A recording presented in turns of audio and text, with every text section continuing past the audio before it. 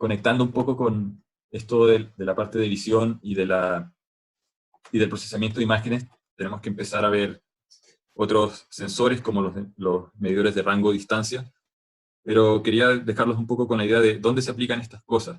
Entonces, cuando usamos las cámaras, entender las cámaras es importante por varias razones. Nosotros queremos saber si podemos observar en aplicaciones reales, por ejemplo, las señales de tránsito, y poder decirle a un vehículo que se detenga o que baje la velocidad, y cómo diferenciamos esas señales de tránsito.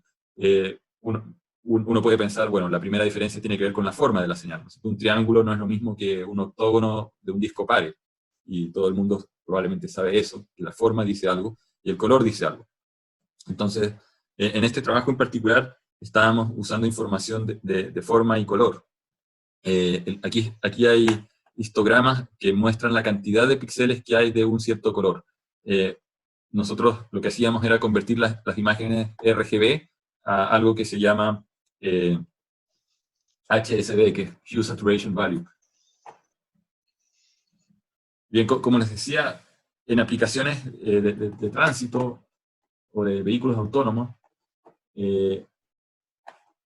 lo que uno está haciendo es buscando señales de tránsito en el lugar. Aquí hay otra señal que está escondida. Hay discos pares y uno puede ver que son distintas por la forma, pero también los colores indican algo. Entonces, en este caso nosotros estábamos haciendo un análisis por color y por forma, y previo al análisis de la forma había una transformación del espacio de colores. ¿A qué me refiero con transformación del espacio de colores?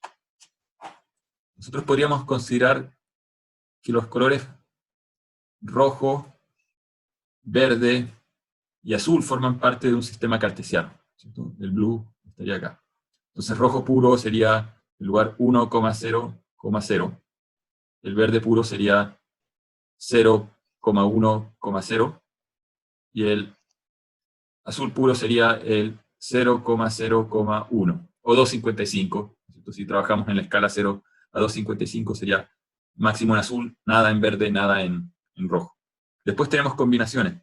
Podemos tener 100% de rojo y 100% de azul. Estaríamos en esa esquina, que es 1, 0,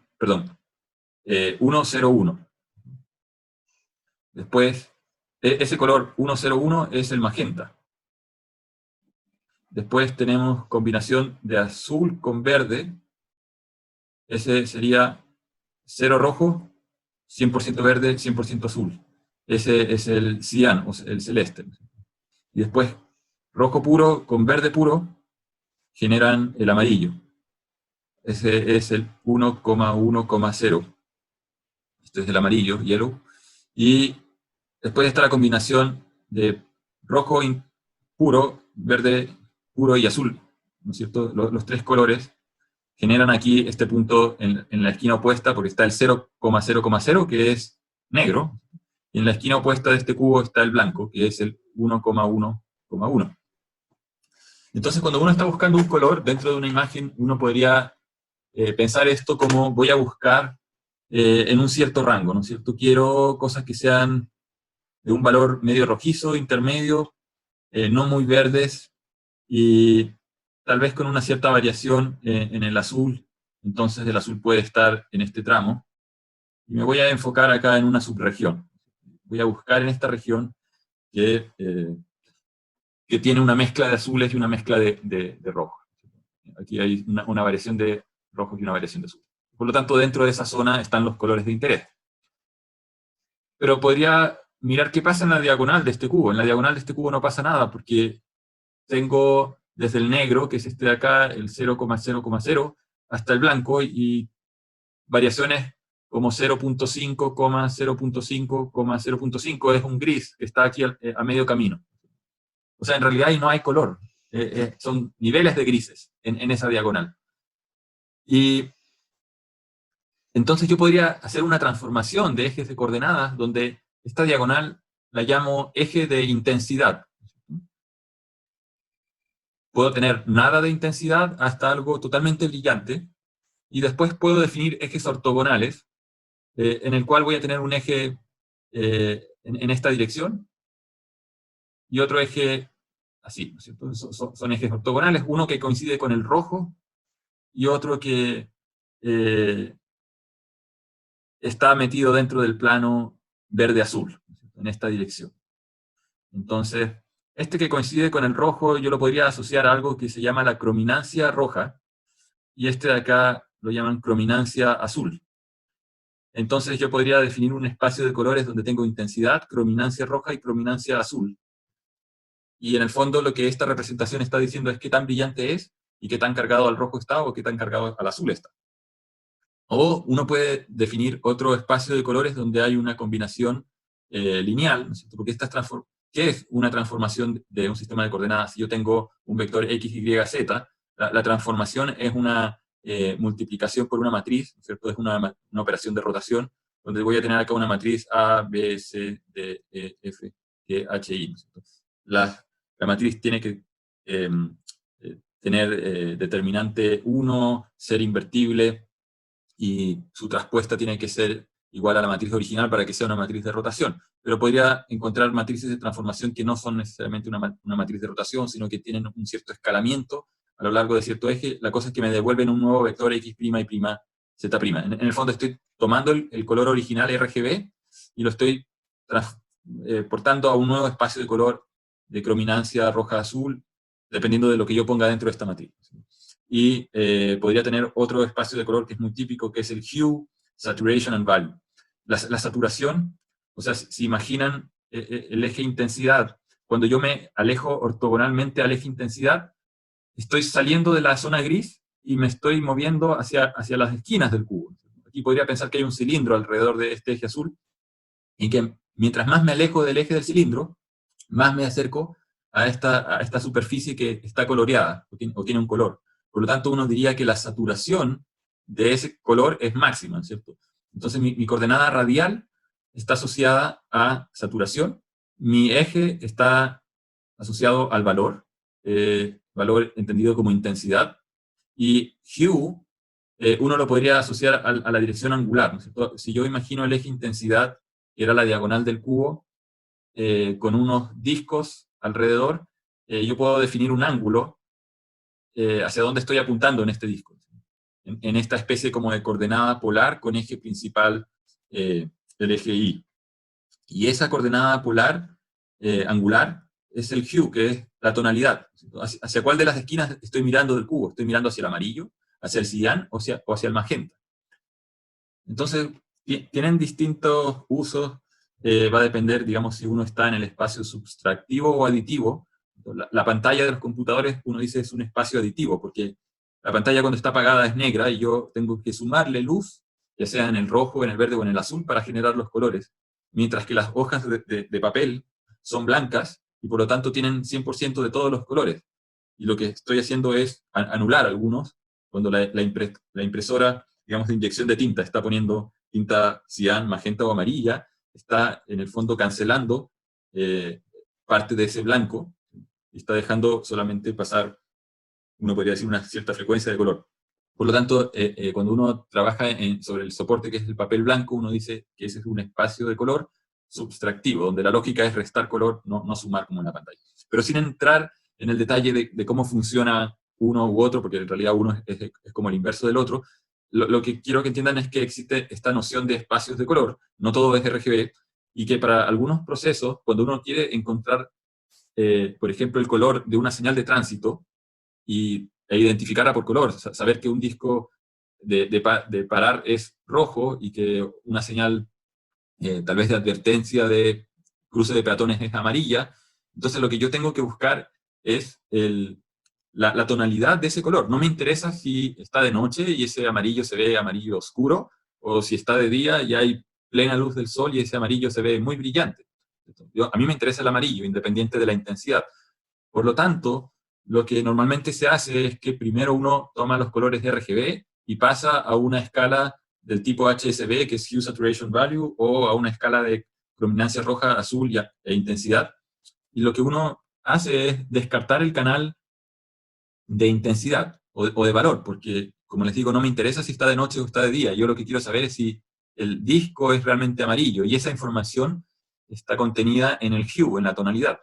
Es amarillo o es rojizo. Entonces, ese es como el primer paso muchas veces en procesar imágenes cuando uno quiere extraer el color. Uno no trabaja en RGB, trabaja en espacios de crominancia. Entonces, aquí lo que uno puede ver en estos histogramas es el histograma del canal rojo, verde, azul, pero aquí abajo está transformada la imagen en intensidad, crominancia roja y crominancia azul. Y lo que uno puede ver es que en la imagen intensidad hay píxeles, porque este es un histograma, hay píxeles de baja intensidad. Aquí hay, la frecuencia es el 5%, está en baja intensidad. Bueno, por aquí hay un pic, probablemente en torno a al valor 75 hay bastantes píxeles, y después en valores más altos no hay muchos. O sea, quiere decir que la imagen estaba probablemente más cargada hacia los valores oscuros o tomada de noche. Pero en el color sí hay claramente una concentración en el canal rojo, en torno al 120, y en el canal azul, en torno al 130. Y fíjense la concentración en el azul o en el rojo. Cuando yo estoy mirando esto en el espacio de color RGB, la distribución de los colores es mucho más dispersa, es mucho más amplia. Entonces, aquí hay dos puntos de acumulación. O en esta otra imagen hay una distribución del rojo en distintos valores, en distintas cantidades para distintos niveles de rojo. Entonces, si yo quiero detectar bien, a mí me conviene tener la imagen en una zona donde yo pueda decir, quiero solamente los píxeles que tienen realmente tonalidad concentrada en este rango. Aquí, si yo corto en un cierto rango del rojo, estoy dejando fuera un montón de zonas de la imagen, ¿no? Entonces, voy a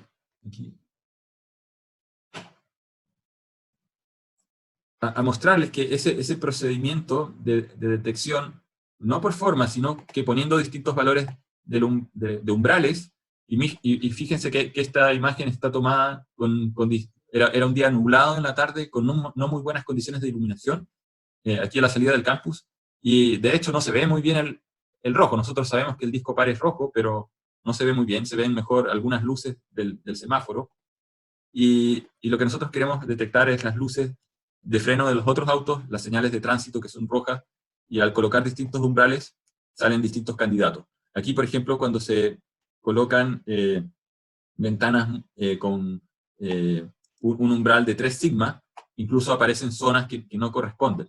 Entonces, y si uno utiliza distintas distancias al objeto, porque aquí es la misma imagen, pero cuando el vehículo se encontraba mucho más atrás, el disco pare no se alcanza a ver.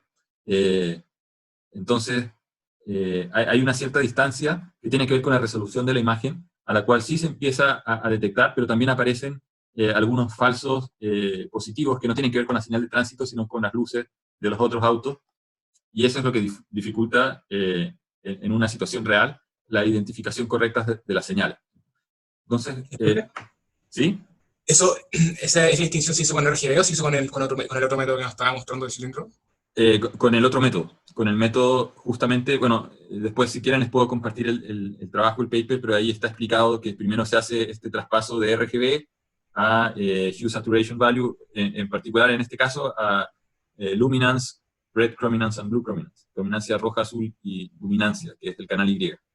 Y el canal Y se descarta, o sea, no lo ocupamos, solamente usamos el canal rojo y un porcentaje mínimo del azul, para poder hacer esa detección. Además, hay otra parte que es más compleja y no voy a entrar a explicarla ahora, pero que tiene que ver con la probabilidad de ocurrencia de un color dentro de una señal de tránsito. O sea, nosotros recolectamos muchas imágenes de señales de tránsito y sacamos estadísticas, porque a pesar de que en teoría están todas pintadas del mismo color rojo, no se ven iguales por la disposición que pueden tener con respecto al sol, a sombras, pueden haber árboles, pueden haber otras cosas que hacen que la manera en que se ven dentro de la imagen tomada por una cámara real cambie, ¿cierto? Entonces, nosotros hacíamos esta como preselección. De hecho, aquí hay una imagen que está tapada por ramas de un árbol, ¿cierto? Y aparecen zonas rojas. Nosotros podemos completar la imagen en nuestra cabeza y saber que ahí hay efectivamente un disco pare, pero el computador no sabe que detrás de esas ramas de árbol hay un disco pare. Entonces, ¿cómo hacemos que, en función a un análisis probabilístico de la cantidad de píxeles rojos que hay en una imagen, de signo real versus otros píxeles que no pertenecen a la clase de signo de tránsito, uno pueda descartar y seleccionar. Bueno, ahí está explicado en parte el algoritmo, cómo se hizo el análisis por zona. Los histogramas tienen que ver justamente con calcular esta distribución de probabilidades, y aquí hay varios ejemplos de señales capturadas en distintas partes de la ciudad a distintas horas del día, y se ven distintas. O sea, uno sabe que son todas, las de la columna izquierda son discos pares, y sea el paso en el lado derecho, pero se ven distintos. ¿Cómo hacemos que la cámara... no podemos usar la segmentación, de hecho, por RGB, porque si uno va a analizar el valor RGB de los píxeles en cada una de esas tres imágenes, en una parte roja de la señal, salen colores distintos. Entonces, bueno, la idea era hacer algoritmos que fueran más robustos y permitiesen detectar independiente de las condiciones de iluminación. Después hay un análisis que tiene que ver con forma, y aquí se está aplicando una máscara de convolución que se llama máscara de convolución de Hart. Es muy parecido a lo que vimos en la clase pasada, tiene que ver con derivar, ¿no es cierto? Y esas zonas negras quieren decir que la máscara está en cero, y los los blancos representan unos. Y aquí hay distintos tipos de máscaras donde los unos están cruzados, y en el fondo lo que se hace es como ver cuál es la reacción de la imagen cuando uno la barre o la convoluciona con estas máscaras, que en el fondo lo que están haciendo es encontrar bordes o blobs. Blobs serían como manchas, ¿no es cierto? O agrupaciones que tienen una misma tonalidad. Y esa información después se pasa por un clasificador. En nuestro caso estábamos usando el clasificador de Viola-Jones, que básicamente lo que hace es implementar una máquina de soporte vectorial en capas. O sea, si la primera capa dice, mira, aquí aparecen bordes que dan la idea de que podría haber una señal de tránsito. Las señales de tránsito tienen bordes horizontales y verticales, bastante simétricos o en la misma proporción, más o menos. Pero si estoy mirando un árbol, las hojas están apuntando en cualquier dirección, y hay muchos bordes, y por lo tanto, si uno ve el histograma de orientaciones, o sea, cuántas hojas o cuántos bordes están orientados en la dirección 0 grados, cuántos están en la dirección 10 grados, cuántos están en la 40 grados, cuántos están en 380 grados. No, o sea, ya 380 me pasé. Eso sería lo mismo que 20 grados. Retrocediendo, serían 340 grados. En el caso de la copa de un árbol, probablemente me va a salir un histograma de direcciones muy plano. Pero si yo miro un disco pare, voy a contar una cierta cantidad de píxeles horizontales, ¿no es cierto?, en el borde superior y en el inferior. Voy a contar una cierta cantidad que tiene 90 grados, o sea, que están en los bordes verticales, ¿cierto? En el lado izquierdo y derecho. Y voy a contar una cierta cantidad en ángulo de 45 grados o menos 45 en las otras diagonales. Entonces, si yo cuento la cantidad de valores, o sea, cada píxel tiene asociado una dirección de gradiente, una orientación hacia donde está ese borde, y cuento y hago un histograma, eso me da una firma del objeto. Digo, este objeto tiene esa firma. Si veo un C del paso, voy a ver que hay un tercio de los píxeles que están en 0 grados, un tercio de los píxeles que están en menos 60, y un tercio que está en más 60 grados. Es un triángulo equilátero. Y entonces, con eso voy a obtener otra firma para el objeto. Entonces, básicamente lo que hacen estas máscaras primero es hacer esa segmentación de bordes, después hay un proceso que cuenta cuántos píxeles están en cada tipo de borde, y saca la firma del objeto, y eso es lo que pasa al clasificador.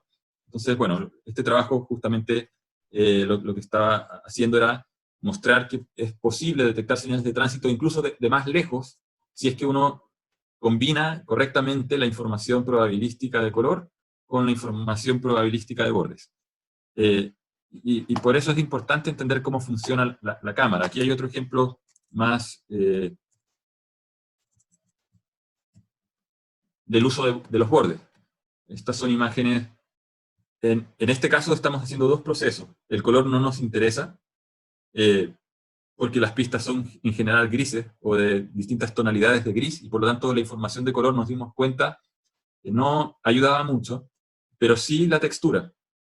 La textura ayuda bastante. Y probamos algunas técnicas de clustering por color. Acá dice clustering por color, pero en realidad tiene que ver con clustering por intensidades. Clustering significa agrupar los píxeles que son parecidos entre sí.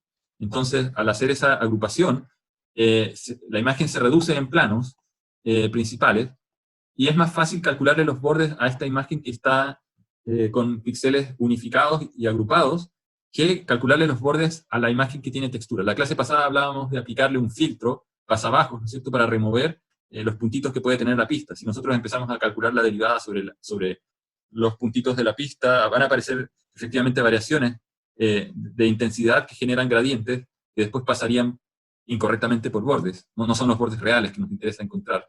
Entonces, primero, lo que hacíamos era hacer este proceso de unificación o clustering de píxeles. Después a eso uno le hace los bordes, pero también hacíamos un análisis textural. Y la textura tiene que ver con la varianza que puede haber dentro de una ventanita o subregión que uno va moviendo y va analizando en cada zona. Hay distintas maneras de medir esa varianza.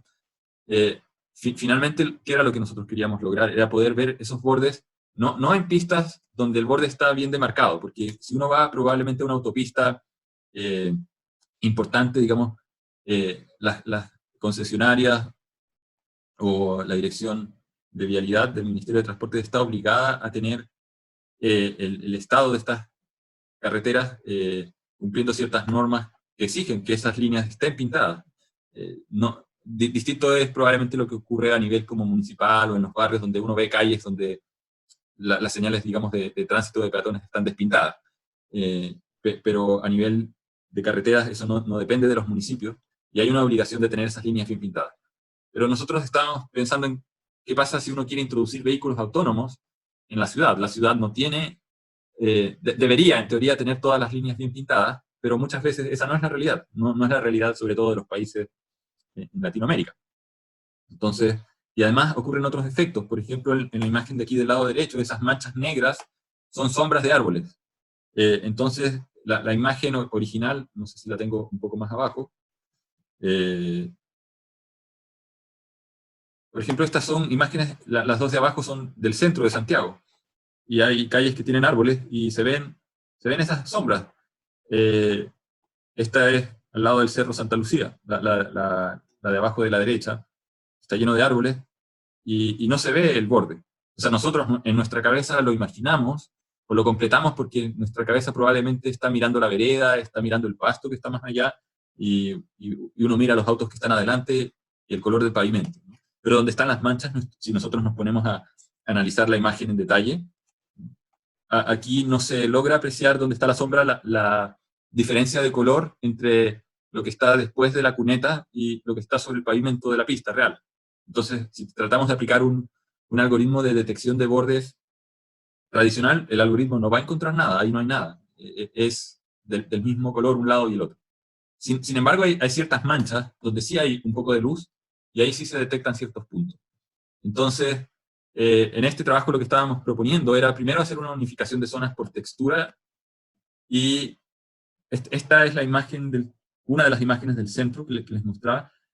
Y con los pedazos de borde que sí se tienen, que están en la imagen de la izquierda, que aparecen como puntitos azules, lo que uno hace es interpolar una curva. Y las calles en general son rectas o a lo más tienen variaciones graduales que se pueden describir como polinomios de orden 3. Eso tiene que ver con una razón, en realidad hay una función matemática que se llama clotoide que corresponde a una espiral que va variando en dirección linealmente. Las calles varían en dirección, si están bien construidas, las calles y las carreteras varían en dirección linealmente, porque la idea es que el conductor cuando entra a la curva empieza a girar el manubrio linealmente, no que tenga que girar el manubrio haciendo un escalón, así de golpe o repentino en el ángulo. Entonces, en el diseño, digamos, aparece algo que se llama curva clotoide. Esa curva clotoide es la integral de la función coseno o la función seno, y como resolver eso es un poco complicado, lo que uno hace es tomar la función coseno, la aproxima por una serie de Taylor, y uno la puede truncar en orden 2, pero al integrar aparece el orden 3, y por eso normalmente se utilizan polinomios de orden 3 con coeficientes que se van ajustando. Entonces, básicamente para evitarse, porque queríamos que esto funcionara en tiempo real, lo que les decía hace poco, o sea, no podemos estar haciendo cálculos complicados, y por lo tanto, mientras más cosas podamos eliminar o aproximar, mejor. Y en este caso, digamos, las integrales de las funciones coseno, si bien numéricamente las podríamos implementar y resolver, se pasaron a polinomios de orden 3, y lo que se resolvía era encontrar la mejor recta que pasa por los puntos que se tienen. Entonces, aquí lo que ocurre, si es que uno tiene muy pocos puntos en la imagen de la derecha, lo que uno ve es que aparece una interpolación que puede ser una cúbica o una cuadrática, que no corresponde a la línea de la pista. Por lo tanto, la estrategia era que el borde que tuviese más información proyectase información sobre el borde, el otro borde. Y son detalles o sutilezas, pero que mejoran finalmente la detección. Entonces, en resumen, lo que logramos fue métodos que eran capaces de parchar la zona que nos faltaba y de poder indicarle al vehículo cuál era el grado de giro que le tiene que dar al manubrio para poder seguir esa pista, porque finalmente esto, si bien uno lo puede usar como un sistema de alerta al conductor, diciéndole a la velocidad que vas y dada la curvatura de la calle deberías empezar a frenar o a bajar tu velocidad, el propósito final es que en el caso de un vehículo autónomo, el vehículo pueda empezar a girar el manubrio o la dirección de las ruedas correctamente en relación a la curvatura que tiene la calle. Y como en ciertas calles no hay bordes claros, de hecho estas calles del centro tienen todas las líneas bastante despintadas, la mínima información que uno pueda rescatar, en nuestro caso, es útil para poder posicionar el vehículo. Entonces, es otro caso en el cual era importante poder... Este es el auto que usamos para hacer los experimentos. Y tenía cámaras de estéreo también. En lo que les acabo de mostrar, no estábamos haciendo la detección de distancia a otros vehículos, pero también eso era parte del problema. O sea, yo no puedo seguir acelerando si es que tengo autos adelante. Y estábamos probando unos espejos que son espejos omnidireccionales. Les puedo mostrar algo que es como hacer una reconstrucción tridimensional en todas las direcciones. O sea, estas cámaras las teníamos conectadas a espejos parabólicos y con eso obteníamos una imagen en 360 grados alrededor del vehículo. O sea, una opción es usar este tipo de láseres, que son láseres que tienen un alcance de hasta 200 metros, pero como dice acá, el costo de estos láseres está alrededor de los $75.000. O sea, valen por lo menos 3 veces lo que vale el auto. Y nadie va a comprar un auto autónomo con un láser de eso, a menos de que esos láseres bajen de precio en algún momento. Hay otras versiones más compactas que han ido saliendo y hoy en día hay algunos que valen $12.000, pero este, por ejemplo, de otra marca, que es el IVEO Alaska, vale como 44.000 euros. Entonces, y hay autos autónomos que están en la línea de lujo que tienen versiones de este escáner. En el 2007, 2005 tenían la carrera de los vehículos autónomos usando láseres, y aquí cada uno de estos láseres que está en el techo, que son 5, vale $10.000, así que en ese auto hay $50.000 en láser solamente. Hace que sea una solución totalmente inviable. Entonces nosotros estábamos explorando cómo hacer esa reconstrucción tridimensional, pero sin usar láseres, usando cámaras, y para eso uno puede usar estereoscopía. Aquí hay otra vista, y nosotros estábamos explorando en ese momento cuál es la configuración que comete menos errores. Necesito tener 2 cámaras que estén montadas en paralelo. Hay un proceso aquí de estar una imagen. La imagen que toma la cámara es la que está aquí abajo, es como una visión de los 360 grados sobre una esfera. No se entiende mucho, así que nosotros teníamos que reproyectar lo que aparece en el espejo parabólico sobre una especie de cilindro, un cilindro imaginario que rodea el espejo. Uno podría pensar que uno tiene una lámina o un film sobre este vidrio que rodea el espejo y que cada rayo que viene del mundo externo choca en el espejo y después deja algo grabado en este film. Al hacer ese proceso matemático, que es el proceso de dewarping de la imagen, se forma esta imagen que es la imagen cilíndrica.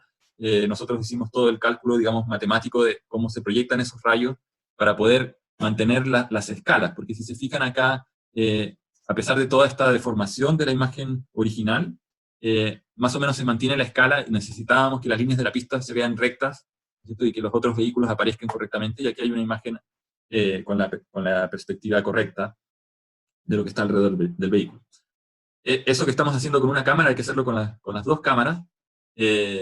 Hay ciertas desventajas con hacer ese dewarping o ese remapeo, es que se produce una pérdida de resolución, porque uno está promediando píxeles, ¿no es cierto?, de un espacio de coordenadas altamente no lineales, porque están estas coordenadas que son parecidas a las coordenadas esféricas. O sea, si nosotros queremos calcular la distancia a un punto P en el mundo exterior, aquí en el lado de la imagen de la derecha, en la parte de abajo aparece el punto P, que está a una distancia de sub P, nosotros podemos ver que ese punto P proyecta sobre una de las cámaras con un ángulo alfa 2 con respecto al horizonte, y con un alfa 1 en la cámara superior con respecto al horizonte. Y después, por geometría, nosotros podemos saber a qué distancia están montadas las 2 cámaras entre sí. Entonces tenemos triángulos que son un poco, no es el triángulo que vimos en la en las clases anteriores donde estábamos haciendo estereoscopía. Los triángulos no son equiláteros, pero por geometría podemos resolver de sub P. O sea, teniendo la base de este triángulo entre C1 y C2, que son los centros ópticos de los espejos parabólicos, y teniendo los ángulos, esos ángulos se sacan a partir de la imagen, porque hay que identificar ese punto P en ambas imágenes, y podemos definir una relación entre la fila en píxeles y el ángulo, entonces podemos resolver de sub P. Ya, aquí están las ecuaciones, no voy a entrar en el detalle, pero aparecen estas ecuaciones con raíz de los senos de los ángulos, por eso digo que es muy no lineal. El punto es que se puede resolver la geometría tanto para el caso vertical como para el horizontal, aparecen unas fórmulas un poco horribles, pero efectivamente en el caso horizontal tal vez es más fácil visualizarlo. Si uno tiene un punto en el mundo exterior, ese punto está visto en alguna dirección de la imagen izquierda, estos círculos representan como el espejo parabólico, entonces hay un punto dentro de este espejo que contiene algo que está en el mundo real, la visión de un auto, de una señal de tránsito, etc. Y ese mismo objeto en el mundo real cae en la otra imagen en otro lugar. Entonces, si el objeto en el mundo real está más lejos, el lugar donde se proyecta en la otra imagen cambia, ¿no es cierto? Está describiendo una recta que se llama recta epipolar. Si yo me equivoco de lugar, esto lo voy a ubicar en un lugar en distancia, en profundidad, que está equivocado. O sea, si yo en la imagen de la izquierda, el punto rojo lo pongo donde en realidad no estaba la señal, sino que lo pongo fuera de ese lugar, voy a probablemente decir que está en la distancia R máximo o R mínimo o algo entre medio. Entonces, esa es la fuente de error en la estimación de profundidad que proviene de haber hecho una asociación incorrecta entre los píxeles de la imagen derecha y los píxeles de la imagen izquierda. Entonces, parte del trabajo era analizar, bueno, ¿qué pasa si me equivoco un píxel y estoy corrido un píxel? ¿Cuánto me equivoco en distancia al mirar objetos que están en el mundo real, ¿no? Y asumiendo que siempre se puede hacer esa correlación. Entonces partimos poniendo una cámara virtual dentro de un cubo al cual le pusimos imágenes que representan, imágenes que tienen textura, no representan nada del mundo físico, solamente la idea era que fueran imágenes que son fáciles de entender en cada cámara. O sea, son fotografías de cosas que van a generar fotos virtuales. Entonces, la cámara virtual de la izquierda ve esto, la cámara virtual de la derecha ve otras cosas. Uno se puede dar cuenta que la de la derecha, como está más corrida hacia la derecha, logra ver más partes del logo que está en la pared lateral izquierda de este cubo, mientras que la imagen de la izquierda ve más partes de Júpiter que la cámara de la derecha, ¿no es cierto? Por tanto, hay zonas que se pierden y que no se pueden reconstruir. Y esto es lo que el algoritmo debería haber reconstruido. O sea, donde está más brillante quiere decir que estamos mirando una cara del cubo, porque estamos más cerca al cubo, y donde está más negro estamos mirando como la diagonal del cubo, o sea, en las direcciones de las aristas del cubo que están en las diagonales del observador. Si el observador está metido dentro, en el centro del cubo, son lugares que están más alejados del observador. Entonces, ese proceso de reconstrucción 3D primero lo probamos sobre imágenes sintéticas, donde nosotros sabíamos exactamente a qué distancia estaban estos planos artificiales, y después había que probarlo sobre el mundo real. Sobre el mundo real es más difícil probar las cosas, porque aquí está la reconstrucción, donde está más brillante estamos más cerca a la pared del cubo, donde está más gris está más lejos, y pudimos con eso calcular el error, pero si se fijan hay ciertas zonas que quedaron en negro, y ahí en esa zona no fuimos capaces, o el algoritmo que hicimos no fue capaz de encontrar dónde estaba el píxel correspondiente. Entonces quedan estas zonas que están vacías, incluso a pesar de que estábamos usando una imagen sintética con suficiente textura creada por nosotros. Después, esto uno lo aplica sobre el mundo real y reconstruye la distancia a los objetos, a los otros vehículos. Y este es otro caso en el cual hacemos también reconstrucción tridimensional, pero de manera activa, proyectando luz. Y esto surge por varias razones. Surge, por un lado, porque nos contactaron de LAN en su momento y querían despintar los aviones con un robot, pero yo les dije, no pueden hacer un robot que camine sobre... El fuselaje es de aluminio, no se puede pegar algo metálico con electroimanes. Con ventosas probablemente no tenga la fuerza suficiente para soportar un robot que tiene que estar lijando el fuselaje, porque cada cierto tiempo tienen que lijar el fuselaje entero y volverlo a pintar. No pueden poner capas de pintura encima de las que ya hay. O sea, si uno piensa el tamaño de un avión, probablemente se necesitan varios galones de pintura para completar la superficie. Y imagínense cuánto pesa un galón, o sea, si decimos que un litro son más o menos 1 kilo, un galón son 5 kilos, y en realidad se usan estos, si uno considera estos baldes gigantes de pintura, esos fácilmente serán 5 galones, o sea, son 5 por 4, son 20, deben ser de 20 kilos. Y en un avión, con seguridad, van a necesitar unos 5 por lo menos, para cubrirlo entero. Entonces son 100 kilos de peso, y si a la pintura existente uno le añade otra capa de 100 kilos, a pesar, cuando se seca, algo de humedad se perderá, o de las partes de los componentes volátiles se irán, pero probablemente la mayor parte de ese material va a quedar sobre el avión, y por lo tanto le están agregando fácil 80 o 100 kilos. Las personas de LAN me dijeron en su momento cuánto costaba mover un kilo en querosene, no sé si son $100 por kilo por kilómetro recorrido. Multipliquen, digamos, la cantidad de kilómetros por las que viaja un avión, y qué impacto tiene sobre el consumo de combustible. Obviamente por eso es que los pasajes a lugares más lejos cuestan más caros, porque hay que transportar gente, maletas, peso, por distancias más grandes, se necesita más combustible. Entonces, para ellos, el tema del peso del avión era un tema crítico, y despintarlo a mano tomaba mucho tiempo. Lo que requerían era una solución robotizada. Y finalmente, el mayor problema era la imposibilidad de meter el avión dentro del hangar exactamente en el mismo punto siempre, porque a pesar de que uno pudiese tener un plano CAD muy preciso, muy exacto del avión, es imposible hacer que el avión quede estacionado exactamente igual, milimétricamente, y el robot no sabe, puede saber cuál es la geometría o la curva que tiene que seguir, pero si el avión está mal ubicado, no va a lijar, o lo va a dañar, porque puede chocar con el avión. Por lo tanto, lo que había que hacer era un sistema que pudiese reconocer la curvatura de la superficie que se va a trabajar in situ, que pudiese identificar eso in situ. Por otro lado, también en ese momento nos contactaron personas de medicina que querían hacer un robot para hacer ecografías, y pensaban que podían hacer ecografías a distancia para consultorios que no tienen a veces doctores especializados en ese tema, en ginecología, o en los temas de embarazo. Entonces, yo les expliqué que los robots, si bien se pueden programar, y uno les puede dejar una curva programada, es poco probable que las embarazadas tengan exactamente la misma forma, y por lo tanto en la misma guata. Entonces, el robot tiene que ser capaz de adaptarse in situ y entender que hay una curvatura, y que tienen que hacer una cierta presión con la sonda, con el transductor, para la ecografía. No puede hacer mucho, pueden dañar al bebé, o si no es suficiente, simplemente el aparato no va a generar la imagen que tiene que. Por lo tanto, nuevamente se necesitaba algo que reconstruyera dimensionalmente el objeto, y después había otra razón que tiene que ver con remetalizado de álabes, de turbinas, y también habían álabes que estaban más desgastados que otros, y había que analizar la superficie in situ. Entonces, hay un tema que tiene que ver con cómo poder en el momento reconstruir tridimensionalmente la superficie, y después decirle al robot que siga sobre esa superficie trabajando, o midiendo, o haciendo algo.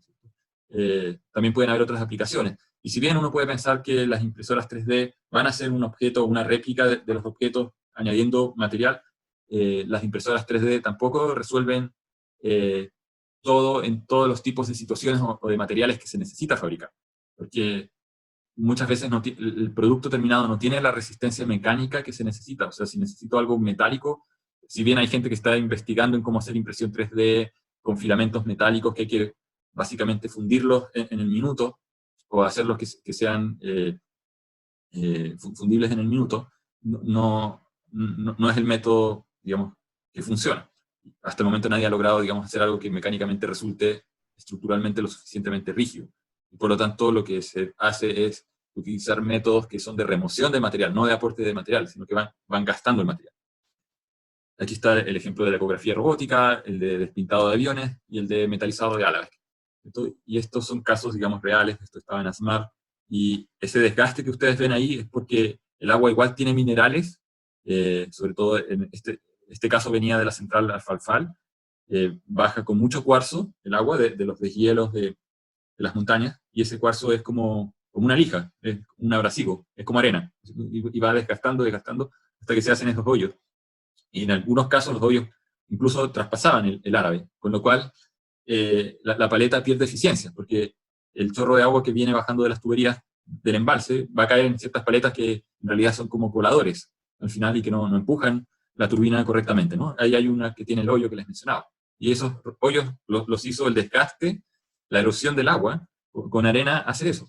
De hecho, se comió gran parte del borde del caparazón, y esos caparazones pierden eficiencia. Claro, se dan cuenta de que hay una pérdida de eficiencia porque a nivel de generación eléctrica, la generación producida empieza a bajar porque hay un torque menor sobre el árabe, y al final resulta que tienen que desmontar el generador, sacar el árabe y remetalizarlo de nuevo. Y eso les tomaba mucho tiempo. Lo hacen a mano. Yo estuve ahí en ese lugar. Es un calor infernal porque es como una tobera de un avión. Esa pistola inyecta gas a 2 veces la velocidad del sonido, y por otra manguera que tiene al lado de esa pistola entra polvo metálico. Cuando el polvo metálico se encuentra con este chorro, esta llama, se derrite en el minuto, y es como pintar con metal derretido.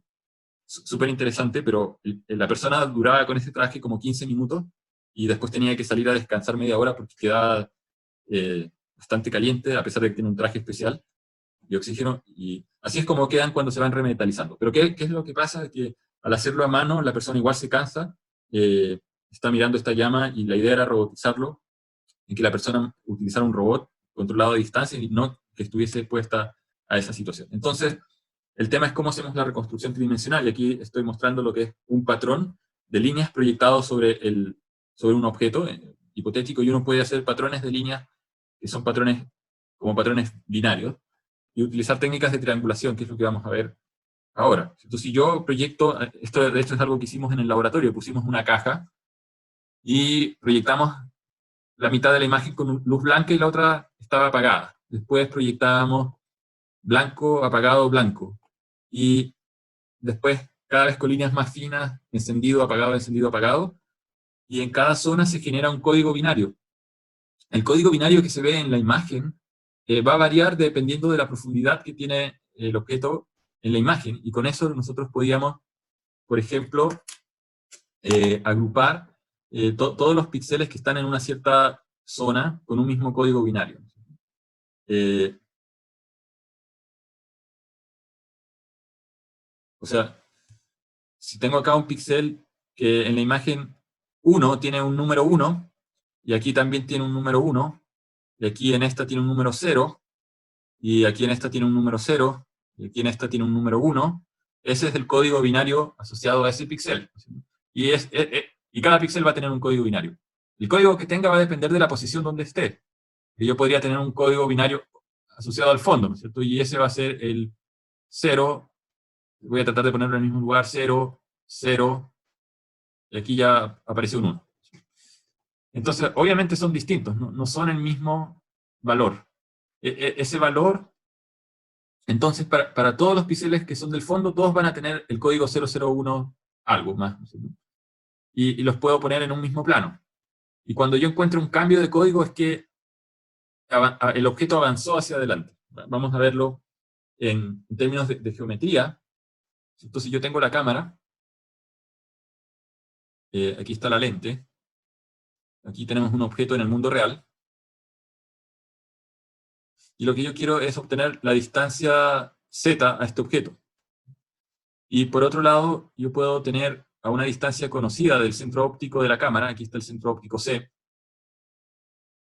entonces puedo tener una distancia base B, en una distancia base B, un láser. Y este láser va a generar un rayo que va a caer en alguna parte de la imagen. Y aquí voy a exagerar la lente, en realidad la voy a hacer más grande. Y este rayo va a pasar por el centro óptico de la cámara. En realidad debería borrar esto porque...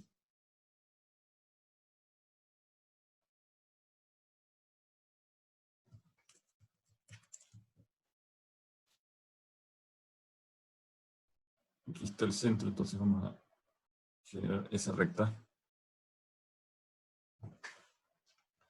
Y aquí está el sensor de la cámara. Entonces, la cámara tiene una distancia focal f, es esta distancia f. Tenemos una distancia b, y este ángulo lo conocemos, alfa lo conocemos porque el láser lo instalamos nosotros. Si el objeto, si el objeto estuviese más cercano a la cámara, voy a cambiar de color.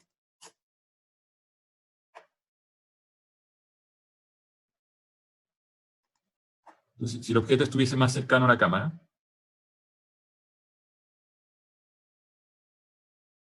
la luz del láser cae en este punto. El láser siempre está en el mismo ángulo, así que eso no cambia.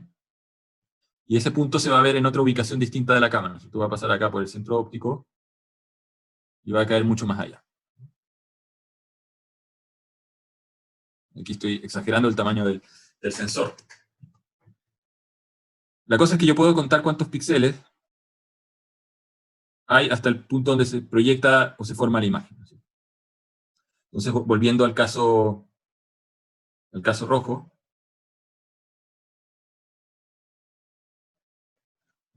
voy a poner.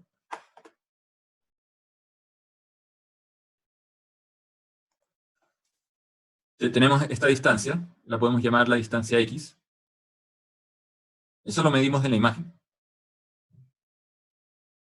Y lo que nosotros queremos encontrar es cuánto vale Z.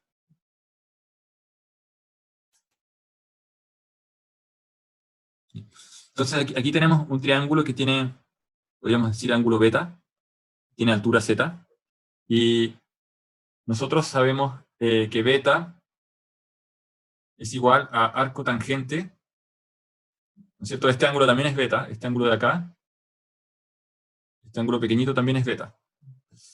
Entonces es arco tangente de f sobre x.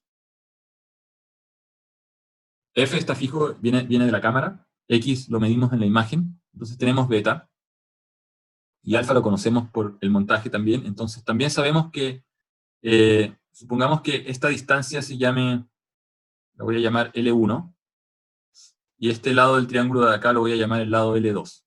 Entonces tenemos los tres lados del triángulo, L1, L2, y el otro lado se llama B. Entonces sabemos que B es igual a L1 por coseno de alfa más L2 por coseno de beta. Y por otro lado, sabemos que Z es igual a L2 por seno de beta. Ahora no sabemos cuánto vale L1 y L2, así que tenemos que deshacernos de esa información, del L1 y el L2. Entonces, coseno de beta, coseno de alfa, de alguna manera los podemos calcular, tenemos esos números. De aquí podríamos decir que L1 por seno de alfa es igual a Z, y que es parecido a lo que hicimos recién, ¿no es cierto? L2 seno de beta es igual a Z. Entonces, de aquí sabemos que L1 es igual a, perdón, L2 es igual a Z dividido por seno de beta, y de aquí sabemos que L1 es igual a Z dividido por seno de alfa. Entonces, podemos juntar la ecuación 1 con la ecuación 2 y con la ecuación 3, y esto nos va a quedar que B es igual, en vez de usar L1 vamos a usar Z dividido por seno de beta, no, perdón, seno de alfa, seno de alfa. Entonces, tenemos aquí seno de alfa, multiplicando a coseno de alfa, más L2, que es Z dividido por seno de beta, por coseno de beta, y con esto ya podríamos despejar Z, ¿cierto? Z va a ser igual a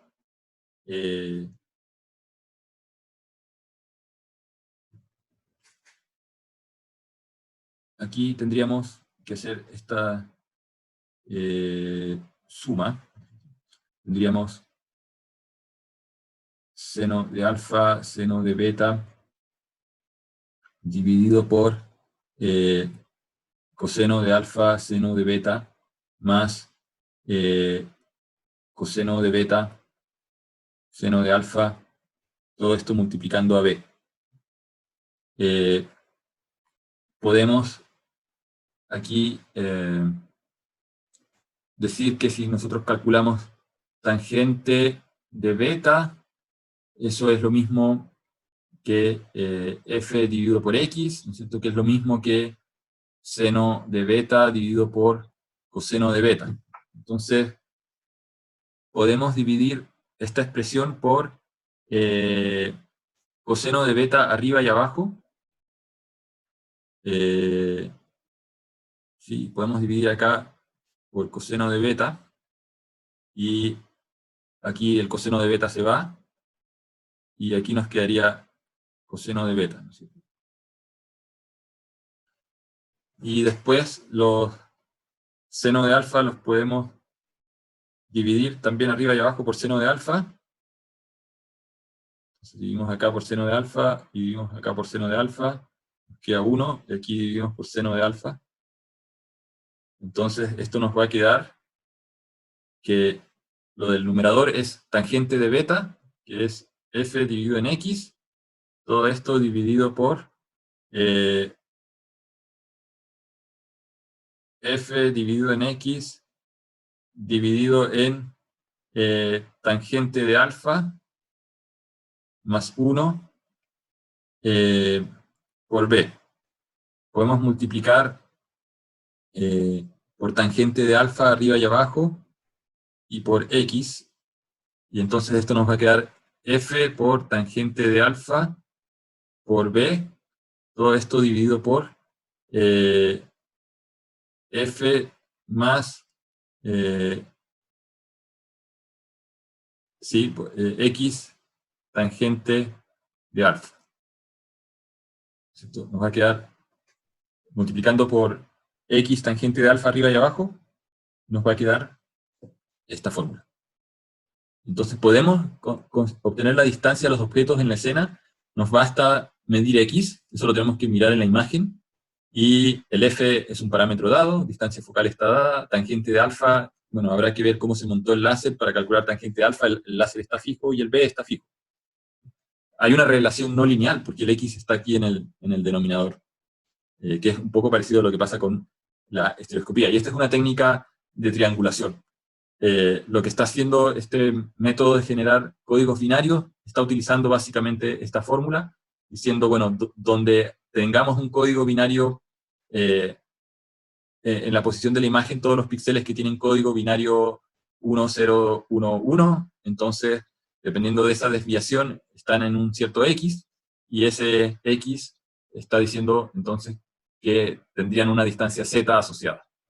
Entonces, dentro de la imagen de esta caja, ¿no?, hay un borde que está en una cierta ubicación. O sea, si nosotros medimos con respecto al centro de la imagen, podemos decir aquí hay 10 píxeles. Entonces, después hay otros píxeles que van a tener otro código porque están en otro plano, ¿cierto?, iluminados con otra secuencia de patrones, y todos estos están a 11 píxeles, por lo tanto están en otro plano. Y pueden haber otros objetos. Aquí el objeto de la caja era uno que permite generar una variación gradual de distancia, ¿cierto?, pero podría tener una pelota y ahí vería cosas esféricas. Entonces, esa es la fórmula que hay realmente detrás, tanto del método usando el láser directamente o usando este láser artificial, porque en realidad el código binario está haciendo las mismas veces que las del láser, pero en el caso del láser y la cámara, para poder reconstruir el objeto, yo tengo que tomar este sistema y moverlo sobre el objeto, ir barriéndolo, ¿no?, para poder ir obteniendo la distancia a cada punto de la superficie. La otra opción es dejar la cámara fija y mover el láser, pero eso significa que tengo que tener un sensor de ángulo para saber cuál es el valor de alfa que tengo que usar en cada iteración. Y la otra opción es no mover la cámara, pero usar un proyector digital. Y en el caso del proyector digital yo voy iluminando. Entonces, cuando yo prendo la mitad de la imagen, en el fondo es como que estoy tirando luz hacia un lado. Cuando prendo la otra mitad, entonces estoy iluminando el otro lado, y después puedo hacer líneas finas, ¿no es cierto?, en cada dirección, que equivale en el fondo a haber estado moviendo el láser. Entonces es un truco artificial para mover el láser. Y eso es lo que usan también las cámaras Kinect, que, bueno, no usan un proyector digital de laboratorio, sino que usan un proyector de un patrón de luces LED en estas cámaras Kinect, o las que mostraba al final de la clase pasada. Entonces, la reconstrucción tridimensional, bueno, tiene usos, como les decía, en la fabricación o en la replicación de estructuras grandes. o estructuras que son difíciles de escanear. Están las cámaras comerciales, que uno las puede comprar, hay cámaras de $1.000 hasta $60.000, dependiendo de la resolución con que uno quiere hacer la reconstrucción, y uno puede integrar eso, por ejemplo, a un robot, que era parte del experimento que hicimos en el laboratorio. Nuestro propósito era, en estos 3 casos, a los que querían hacer el despintado, el metalizado y las ecografías, poder decirles cuál es el nivel de exactitud en el posicionamiento que vamos a ser capaces de lograr al final cuando integremos todo esto. Una parte de esa exactitud tiene que ver con la resolución de la cámara, con cuál es el paso más pequeño en términos de píxeles que soy capaz de discriminar o de diferenciar para poder generar también un incremento en distancia o en profundidad asociado.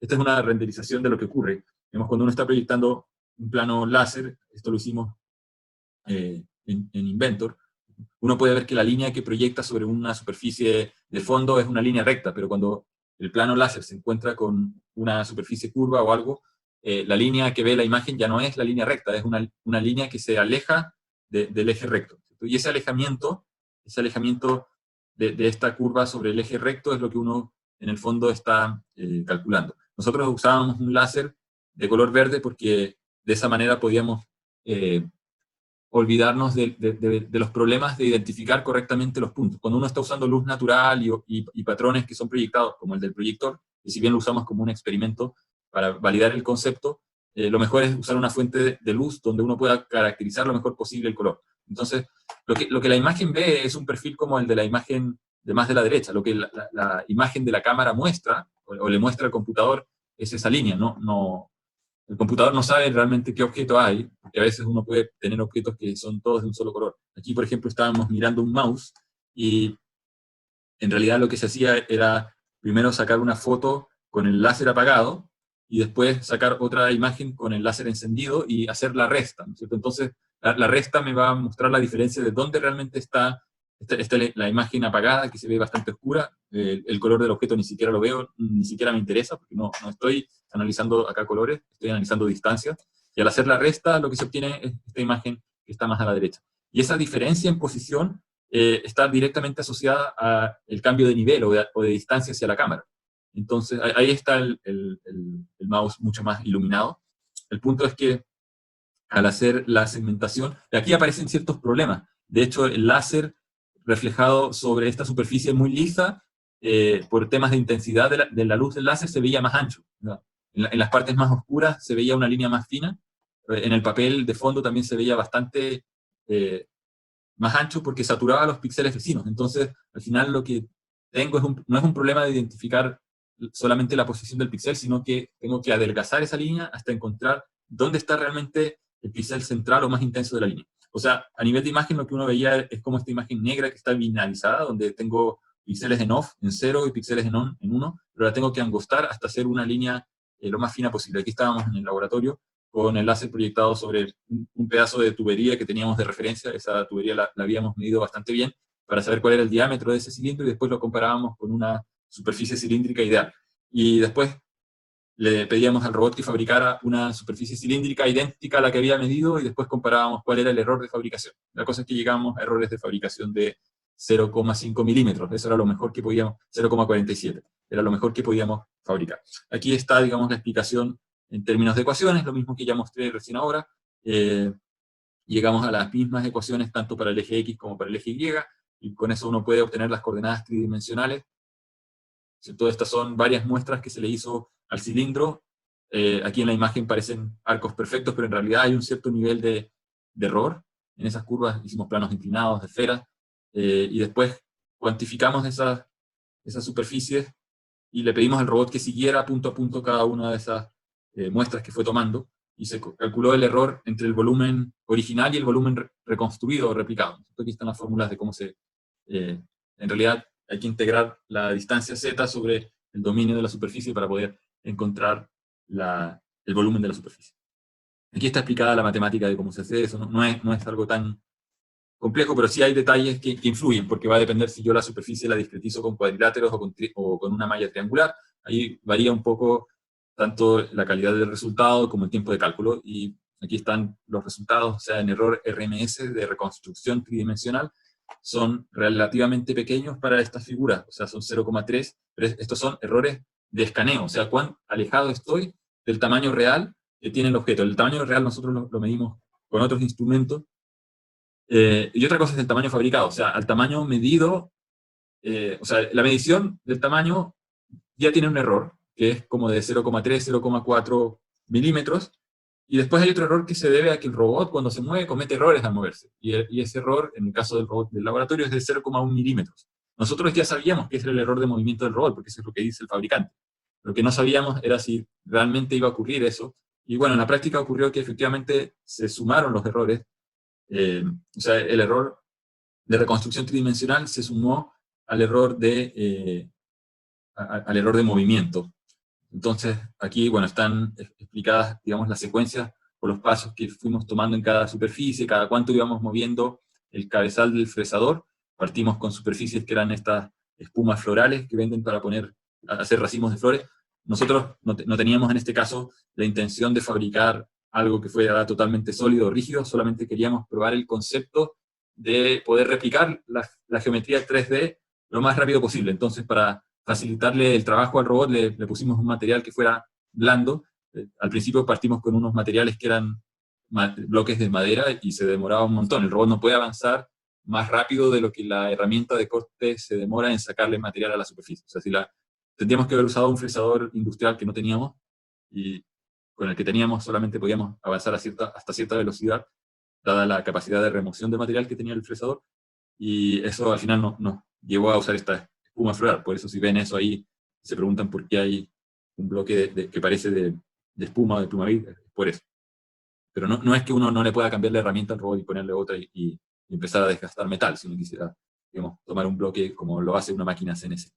Entonces el error después de prototipado fue alrededor de una décima más con respecto al error de escaneo, ¿no? Para las distintas superficies, el peor caso fue el del plano. El cilindro fue un poco mejor, pero el área era un poco menor también. El área trabajada era un poco menor. Y aquí están los bloques, digamos, que se hicieron comparados con las superficies de referencia. No alcanzamos a hacer la esfera entera, porque la idea era solamente validar el concepto en ciertas zonas y comparar con ciertas superficies, porque obviamente es más difícil seguir una curva, le es más difícil al control del brazo seguir una curva que seguir a veces una línea recta. La línea recta son cambios incrementales. Y después probamos esto sobre, no sé si funciona el video, no está funcionando.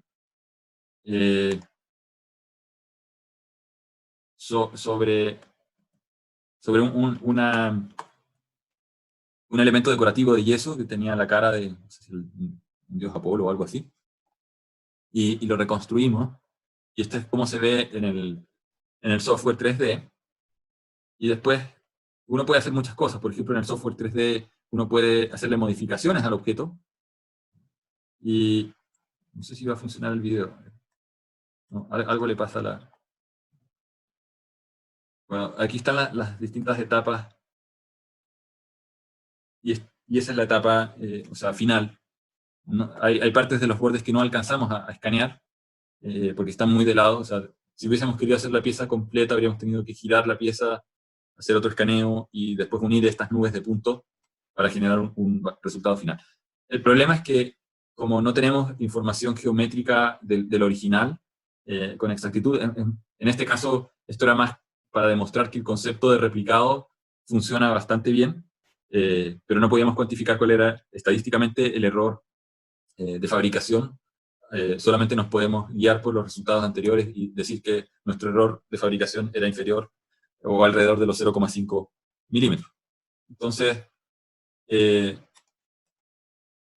mensaje es principalmente ver que los sensores de visión nos permiten identificar la posición de objetos, medir distancias y en ese sentido tienen un rango de aplicaciones muy amplio en la industria. Acá quería mostrarles, solamente para terminar, que hay ciertas cosas que se pueden hacer con sensores láser.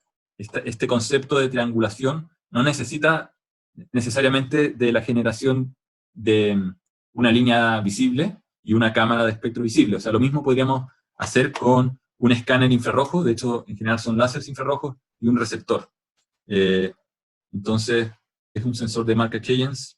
Se usa para muchas cosas, en procesos de fabricación, para ver la ubicación en el montaje de parlantes o de discos en la época en que se hacían discos duros, ahora son casi todos de estado sólido, los que están viniendo ahora, y el montaje de ejes de motores, que son cosas que tienen que hacerse con errores de montaje inferiores a décimas de milímetro o del orden de los micrones.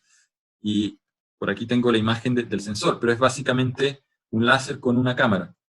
Y en algunos casos no es una cámara CCD convencional en el sentido de que tiene filas y columnas de píxeles, sino que solamente tiene una fila, ¿cierto? Porque aquí el láser está mirando solamente un punto, y ese punto se enfoca bien a través de espejos, y después, bueno, hay toda una circuitería, hay distintas variantes de esto que se usan para ver la calidad de soldaduras en el perfil de la fabricación de chasis de autos. No sé si por ahí tenía una imagen, grosor de papel en la industria del papel, o de plásticos que se están fabricando o de mangas plásticas que se están fabricando en empresas.